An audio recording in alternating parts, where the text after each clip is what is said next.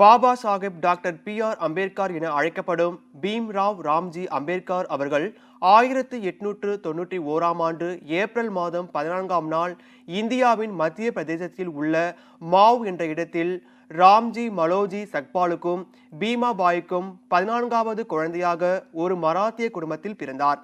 இவருடைய தந்தை இராணுவ பள்ளி ஒன்றில் ஆசிரியராக பணிபுரிந்து வந்தார்.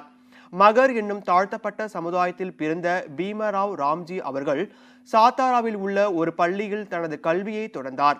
இளம் வயதில் தனி மண்பானையில் தண்ணீர் குடிப்பது, குதிரை வண்டியில் போகும்போது தாழ்த்தப்பட்ட பிரிவினர் என்றதும் இறக்கிவிடப்பட்டது, பள்ளியில் படிக்கும்போது ஒதுக்கிவிடப்பட்டது என பல்வேறு துன்பங்களையும் துயரங்களையும் அனுபவித்தார். ஆனால் மகாதேவ் அம்பேத்கர் என்ற பிராமண ஆசிரியர் இவர் மீது அன்பும் அக்கறையும் கொண்டவராக விளங்கினார். இதனால் தன்னுடைய குடும்ப பெயரான பீம்ராவ் சக்பால் அம்பாவாட்கர் என்ற பெயரை பீம்ராவ் ராம்ஜி அம்பேத்கர் என்று மாற்றிக்கொண்டார். குடும்பத்தில் மிகவும் வறுமை சூழ்ந்த நிலையிலும் கல்வியை விடாமல் தொடர்ந்த அவர் 1907ஆம் ஆண்டு தனது பள்ளி படிப்பை முடித்தார். பிறகு பரோடா மன்னரின் உதவியுடன் மும்பை பல்கலைக்கழகத்தில் இளங்கலை படிப்பை தொடர்ந்த அவர் 1912இல் அரசியல் அறிவியல் மற்றும் பொருளாதார துறையில் இளங்கலை பட்டம் பெற்றார்.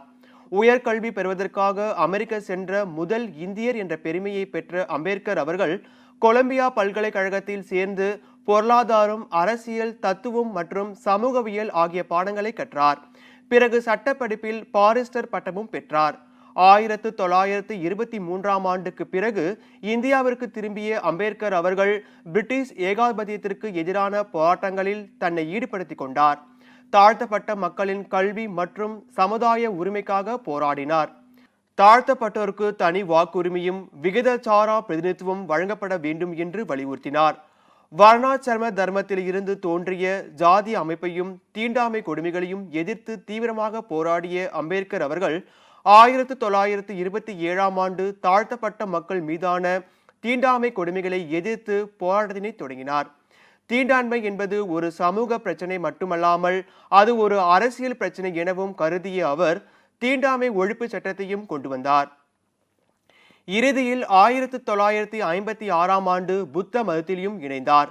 ஆகஸ்ட் 15, 1947ஆம் ஆண்டு இந்தியா விடுதலை பெற்ற பிறகு இந்தியாவின் முதல் சட்ட அமைச்சராகவும் இந்திய அரசியல் சாசன சபையின் தலைவராகவும் பொறுப்பேற்றார்.